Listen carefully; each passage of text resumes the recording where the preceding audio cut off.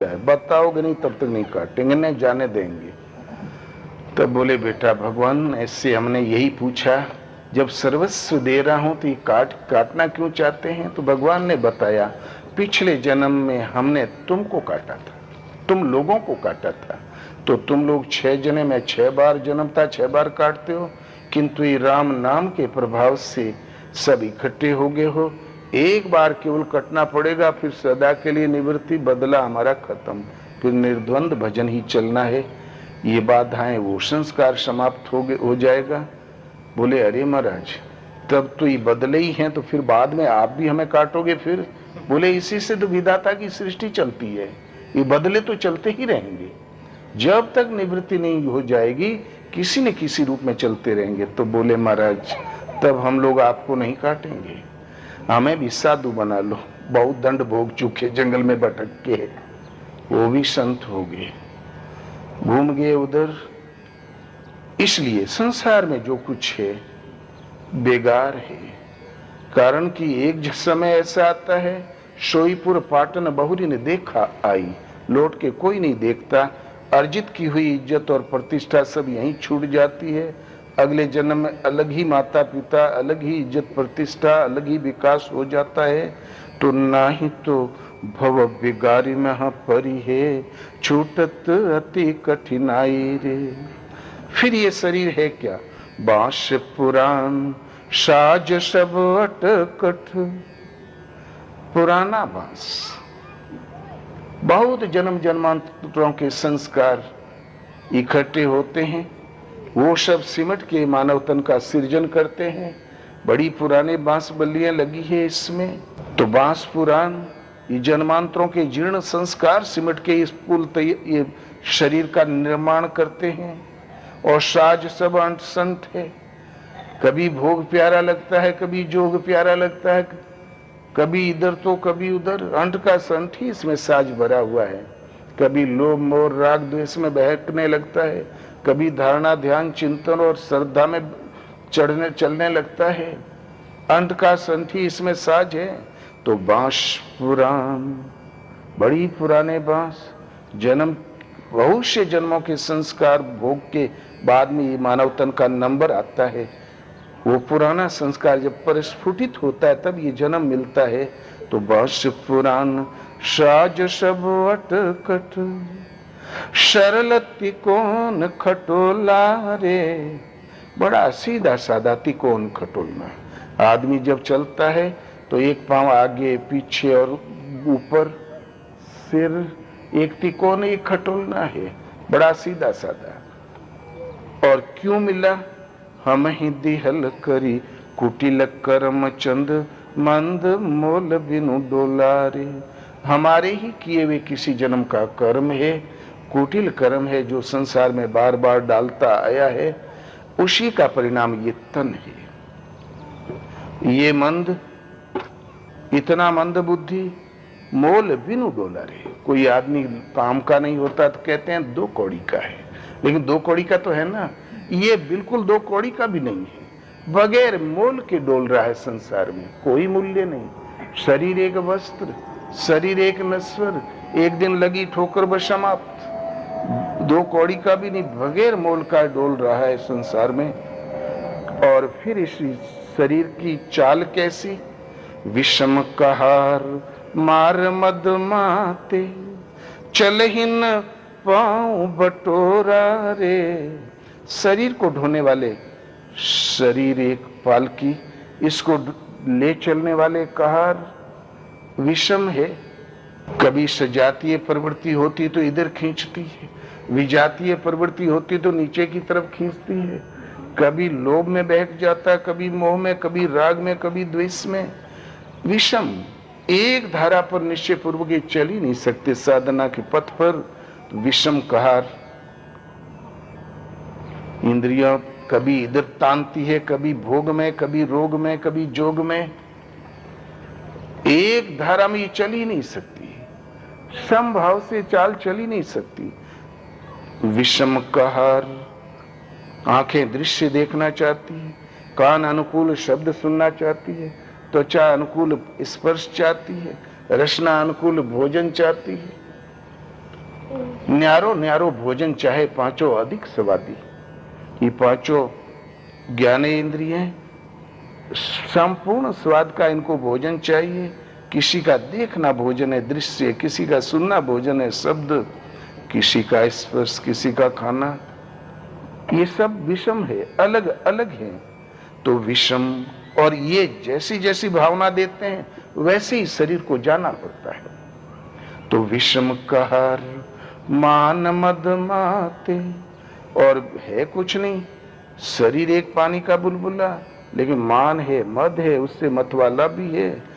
विषम कहर मार मद माते, हर समय मद के मतवाला इसी की मार सहता रहता है। चल ही न पाऊं बटोरा रे, ये कदम मिलाकर नहीं चलते, इसलिए मंद विलंद अभेरा दलकन पाइए दुख झक झोरा रे। बड़ा हल्की चाल, बार बार ठोकर लगती है, अभेरा दलकन पैदा होती है, पाइए दुख झकझोरा रे। कभी ये विषम कहर है, झकझोर के इधर फेंक देते हैं, कभी उधर फेंक देते हैं। कभी पापा में श्रद्धा और कभी अश्रद्धा होती रहती है ना, झकझोर के रख देते हैं। क्योंकि इंद्रियें मन की वृत्ति में एक जैसी धारा नहीं है, कभी ऊपर कभी नीचे फेंकता ही रहता है। और रास्ते में कांटे बहुत हैं, इसलिए राम कहत चलू, राम कहत चलू, राम कहत चलू भाई रे, नाही तो भव बिगार महा पड़ी है, छूटत अति कठिनाई रे। आगे इस राह में कांटे बहुत, कांट कुराय लपेटन लोटन, चल ही न पाऊं बटोरा रे। कांटे कुराए, बुरे रास्तों के कांटे पड़े हुए, अशुभ पथ के कांटे बिछे हुए हैं, उन्होंने लपेट रखा है। लपेट ही नहीं लिया, लपेट के लौटा दिया है। ठाव ही ठाव बचाऊ रे, हर कदम पर थोड़ा आगे विचार करें चलें तो कोई न कोई कांटा चुक जाता, फिर पीछे खिंच जाता है। कभी ये स्कीम बनाता है, कभी वो बनाता है। तो कांट कुराए लपेटन लोटन, लपेट कर इन्होंने लौटा दिया है। ठाव ही ठाव बजाऊ रे, कदम कदम पर इन्होंने बचा रखा है।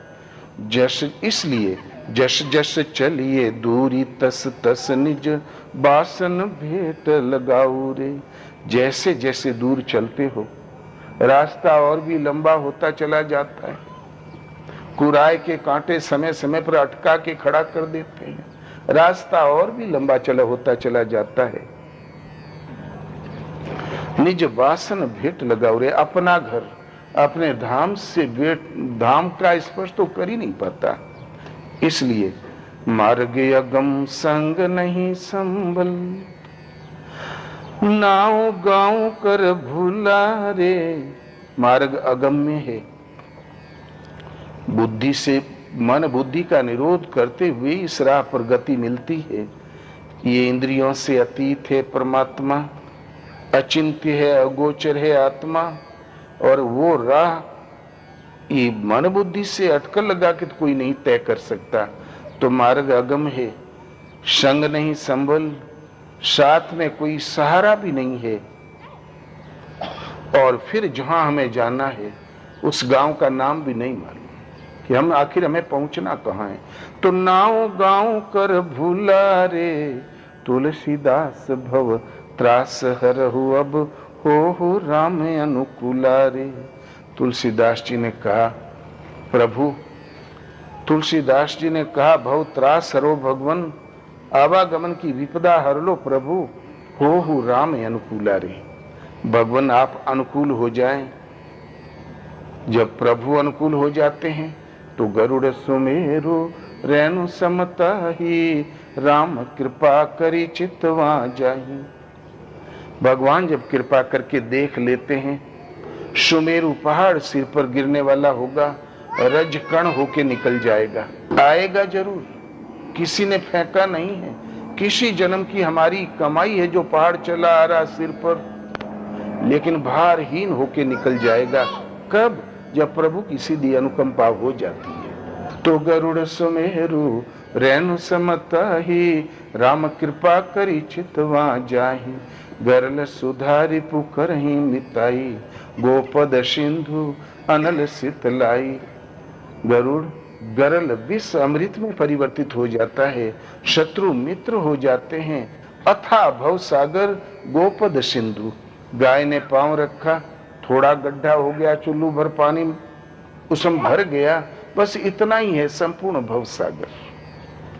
कब? जब प्रभु कृपा करके देख लें। अब तुलसीदास जी ने अंत में निर्णय लिया कि अपने बल पर तो हम चल चुके, इसलिए तुलसीदास भव त्रास हरहु, अब हो राम अनुकूलारे। प्रभु आप अनुकूल हो जाएं। इसलिए ईश्वर पथ में साधना तो यम नियम आसन प्राणायाम लंबी चौड़ी, सर्वोपरि साधना का आरंभ नाम से है, और नाम अंत में लक्ष्य का दिग्दर्शन करा के ही शांत होता, अंत तक साथ चलता है। इसलिए अनिवार्य है नाम का जप। खाते पीते उठते बैठते चलते फिरते नाम याद आया करे। सोने में सुहागा है, सुबह शाम बैठकर आधा घंटा 20 मिनट समय अवश्य देना चाहिए। और एक सेठ जी थे, उनका नाम जपने में इतना मन लग गया कि दुकान दौड़ी, सब चौपट हो गई। तब घर वाले लगे झाऊ झाऊ करने। सेठ ने कहा बताएं, क्या बताएं बहन जी, हमारे सेठ की तो बुद्धि ही भ्रष्ट हो गई, जब देखो तो माला लेके टालता रहता है। सेठ ने गुरु महाराज से पूछा, प्रभु घर वालों ने तो जीना मुश्किल कर दिया, कोई उपाय बताएं। गुरु महाराज ने कहा, कहीं दुकान खोल दे टेढ़ी सीधी, घर वालों के संतोष के लिए। ऐसी जगह में खोला जिस गलियारे से आदमियों का आना जाना था ही नहीं, जिससे कि हम शांति से बैठकर भजन करेंगे, इस गली में कोई आएगा नहीं, और घर वाले समझेंगे आखिर सेठ कुछ तो कर रहे हैं। भगवान का मन जितना क्षेत्र भर का ग्राहक था उसी गली में आने जाने लगा। बोले, सेठ चाहे 5 साल का बच्चा भेज दो, कच्चा नहीं तोल सकते, ये झूठ कह ही नहीं सकते, गलत तोल ही नहीं सकते। एक साख जम गई जनमानस में। तोलते तोलते दिन भर बोले, हे भगवान, आपका पवित्र नाम छूट जाना चाहता है, किस जन्म का पाप प्रकट हो गया। तोलते तोलते परेशान हो जाए। रात को 8 बजे दुकान बंद करे तो बड़े वेग से भागे नाले की तरफ शौच जाने के लिए, क्योंकि नित्य क्रियाओं से निवृत्त होना भी आवश्यक था। आज की तरह फ्लैश लैट्रिन तो तब तो होती नहीं थी। नाले में बैठ के टट्टी भी फिरता जाए और राम राम राम राम शुरू कर दे तो रात को 12 बज जाए। दिन भर की छटपटाहट की नाम नहीं जपे, कभी कभी 1 बज जाए। जब दिन भर की कोटा पूरा हो जाए, मन को जब संतोष हो जाए, तब घर आवे, जो सूखा रूखा ढांप के रखा रहे खा लिया करे, और बड़े सवेरे फिर ड्यूटी पर काम में चला जाया करे। ये नियम काफी समय से चल रहा था, दीर्घ काल से चल रहा था, और सेठ का साधना जम गई। एक दिन हनुमान जी की दृष्टि पड़ गई तो सोचा, अरे बनिया बक्काल की जात परमात्मा के प्रभु के पवित्र नाम को भी भ्रष्ट करने में लगा है। पूरा 24 घंटा पड़ा है, टट्टी फिरते समय इसको नाम जपना था। ये थोड़ी इसे नसीहत दे दूं। पीछे से उचक के 1 लात मारा, इस अंदाज से कि मुंह के बल गिर जाए, 2-4 दांत टूट जाए, इसे नसीहत मिल जाए। लेकिन बनिया टस से मस नहीं हुआ, राम राम राम शांति से लगा रहा। हनुमान जी को रोष आ गया, हमारी लात लगी और हिला तक नहीं। तब दुपट्टा फेंका, लगाया दंड बैठक, शरीर को विशाल बनाया और जंप करके वो लात मारा जो मेघनाथ कुंभकर्ण की छाती में प्रहार किया था किसी समय। उसी ताकत से लगाया लात। बनिया टस से मस नहीं हुआ, राम राम राम शांत लगा रह गया। तो प्रेरक रघुवंश विभूषण तुरंत हनुमान में प्रेरणा हुई, अरे कहाँ कुपात्री को छू दिया, ले हम भी अशुद्ध हो गए, और भगवान के सेवा में तो देर हो जाना चाहती है। हनुमान एक ऐसे सेवक थे, कभी देर हुई ही नहीं। अर्धरात्रि को आदेश मिला सूर्य उदय से पहले संजीवनी लाओ, तो पहले पहुंचा दी। तुरंत दौड़ के डुबकी लगाया सरयू में, पवित्र हुए और पहुंच गए सेवा में। पूरा महल झंझना रहा था, आह आह कर रहे थे राम जी, वैद्य डॉक्टर सब असफल। तब हनुमान पहुंचे, प्रभु ऐसा कौन सा रोग हो गया? बोले अरे हनुमान जी पूछो मत, आज लाती लात हम बहुत मारे गए। हनुमान जी तुरंत गर्म पड़ गए, बोले प्रभु अब सृष्टि में वो जिंदा ही कौन है जो आपके ऊपर लात उठावे? आप बता भर दे, मैं अभी सफाया कर देता हूँ। तो बोले अरे हनुमान जी आप ही ने तो मारा था। बोले प्रभु इतनी बड़ी भूल और इस सेवक से कैसे हो सकती है? बोले क्या उस बनिया को मारा था? बोले प्रभु आपको कैसे लग गई? बोले देख हनुमान, जननी जनक बांधु सुत दारा, तन धन भुवन सुहृद परिवारा, सबके ममता ताग बटोरी, मम पद मन ही बांध बर डोरी। जननी माने माता, जनक माने पिता, बंधु सुत प्रिय परिवार, परम हितैषी, इज्जत प्रतिष्ठा, सब में जो ममत्व के धागे लगे हुए हैं, उन धागों को समेट के रस्सी बना के मन को जो मेरे चरणों में बांध देता है, तो तजी मद मोह कपट छल नाना, शपदी करहूं ते साधु समाना, लोभी हृदय बसे धनु जैसे। ऐसा सज्जन मेरे हृदय में कैसे निवास करता है, जैसे लोभी के हृदय में धन निवास करता है। तो हनुमान जी सारे ममत्व के धागे समेटकर और मन को मेरे चरणों में बांध कर बैठा था। वो मेरे हृदय में था, कवच के रूप में मैं था। आपने जंप कर करके जितने प्रहार किए मुझी को झेलने पड़े, कमर तोड़ डाले। वो कहते हो किसने मारा? तब तुरंत हनुमान भाग के गए और सेठ के पास और बोले सेठ तुम धन्य हो, तुम भाग्यवान हो। तो अब सेठ का ध्यान टूटा, देखा हनुमान जी खड़े, तुरंत साष्टांग दंडवत चरणों में किया, लेट गया। बोले प्रभु आप कब आए? बोले अभी लाती लात मार गए, नहीं देखा था? बोले नहीं भगवान, आप आते और जल भला मैंने उठता दंडवत नहीं करता, भला ऐसी भूल कैसे होती? क्षमा करें प्रभु, हमें नहीं मालूम।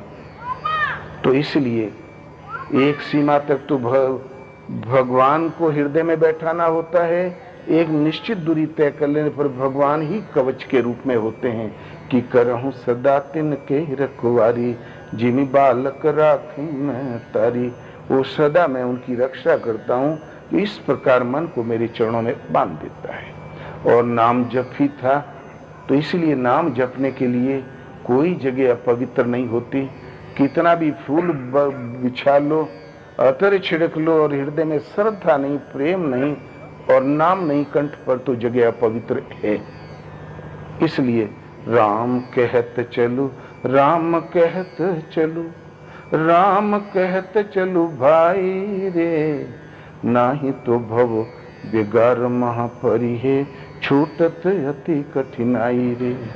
इसलिए हर समय चलते फिरते उठते बैठते खाते पीते नाम कहते चलो, बस भाई केवल नाम कहते चलो, अन्यथा आवागमन के अनंत बेगार में पड़ जाओगे। खटनी रात दिन खटोगे और पाओगे कुछ नहीं। जब कुछ नहीं मिला हमें तो बेगार नहीं तो क्या। इसलिए नाम सबको जपना चाहिए। भगवान दो चार नहीं होते, अनंत जो अवतार हुए हैं उन्होंने हृदय देश में उस परम तत्व को विदित किया था, दर्शन स्पर्श और प्रवेश पाया था, स्थिति पाई थी। वो नारायण स्वरूप थे, वो हमारे सदगुरु थे। जितने भी सृष्टि में मंदिर पाए जाते हैं अलग से भगवान का एक भी नहीं, ये सब भगवत स्वरूप को प्राप्त सदगुरुओं के हैं। गीता में भगवान कहते हैं कि आत्मा ही सत्य है, तत्वदर्शियों ने जाना। एक नवीन प्रश्न खड़ा हो गया, तत्वदर्शियों ने जाना, न 10 भाषा के विद्वान ने जाना, नहीं किसी समृद्धिशाली ने जाना, नहीं किसी राज चक्रवर्ती सम्राटों ने जाना, तत्वदर्शियों ने जाना। एक नवीन प्रश्न सामने आया, ये तत्वदर्शन क्या है? अध्याय 18 में भगवान कहते हैं, अर्जुन तत्व की चाह वाले पुरुष को चाहिए कि एकांत देश का सेवन करे, योग विधि को, गीतोक्त योग विधि को हृदय में धारण करके और उसके माध्यम से चित्त को ध्यान में लगावे, सतत अभ्यास के फले स्वरूप काम क्रोध मोह लोभ मद मत्सर राग द्वेष ये विकार सर्वथा शांत हो जाते हैं और धारणा ध्यान समाधि ये परिपक्व हो जाता है। उस वक्त में पुरुष ब्रह्म को जानने के लिए योग्य होता है। इस योग्यता का नाम पराभक्ति है। भक्ति अपनी पराकाष्ठा पर है, भक्ति अपनी परिणाम देने की स्थिति में है और इस पराभक्ति के द्वारा ही वो तत्व को जानता है। ठीक है, वो तत्व को जानता है, लेकिन तत्व होता क्या है? तो कहते हैं अर्जुन, मैं जो हूं, जिन विभूतियों से युक्त हूं, मुझे जानता है। अजर अमर है, शाश्वत है, कण कण में व्याप्त है, ज्योतिर्मय है, काल से अतीत है, अपरिवर्तनशील है। जिन अलौकिक गुण धर्मों वाला मैं हूं, वो मुझे जानता है और मुझे जानकर तत्क्षण मुझ में ही स्थित हो जाता है। प्राप्ति काल में भगवान दूसरे क्षण अपनी आत्मा को उन ईश्वरीय गुण धर्मों से परिपूर्ण पाता है। यही है दृष्टा की स्वरूप में स्थिति, यही है निज धाम। इसलिए जो इस स्थिति में पा गया वो महापुरुष हैं और सदगुरु हैं, वो नारायण स्वरूप हैं। कल प्राप्ति हो जाएगी तो आज वो जीव है, साधक है, पथिक है। गुरु महाराज कहें संसार तुम्हें साधु कहें, कुछ भी नहीं मिलेगा, रोने को आंसू नहीं पाओगे। भगवान तुम्हें साधु कह दे, सब कुछ पा जाओगे, दुनिया कहे चैन न कहे। ये सर्टिफिकेट आश्रम बनाने से नहीं मिलेगा, कपड़े रंगने से नहीं मिलेगा और साइन बोर्ड लगाने से भी नहीं मिलेगा। कभी कभी संतों का साइन बोर्ड बड़ा विलक्षण होता है, इतने हजार, इतना श्री श्री श्री और फिर नारायण स्वरूप तो श्री श्री श्री, पता नहीं कितना टाइटल। हम सोचे पागल हो गए क्या? कितना भी लगा लो कुछ भी नहीं मिलेगा। भगवान कह दें तुम साधु है, तुम साधु हो। और वो तब कहेंगे जब अंत अब साधना को समझकर एकांत देश का सेवन करते हुए चित्त को ध्यान में लगावे, अभ्यास इतना परिपक्व हो गया कि काम क्रोध राग द्वेष ये बाहिर्मुखी प्रवृत्ति अंतःकरण से शांत हो गई, चित्त ध्यान में शांत प्रवाहित हो गया, धारणा ध्यान समाधि परिपक्व हो गई। उस वक्त वो ब्रह्म को जानने के लिए योग्य होता है। इस योग्यता का नाम पराभक्ति। पराभक्ति के द्वारा वो तत्व को जानता है। तत्व है क्या कि मुझको जानता है। आप हैं कैसे कि आत्मा को जानता है। तो ब्रह्म आत्मा तत्व भगवान पर एक दूसरे के साथ स्थिति मिलती चली गई। पहले व्यापक ब्रह्म का दर्शन पाता है, उसके बाद में भगवान जो है जिन अलौकिक गुण धर्मों वाला उसको जानता है। उसे जानते ही तत्क्षण उसी में स्थिति आ जाती है। परम तत्व एक परमात्मा, पांच तत्व तीन गुण नहीं। इसीलिए समर्पण के साथ साधना ही करना है।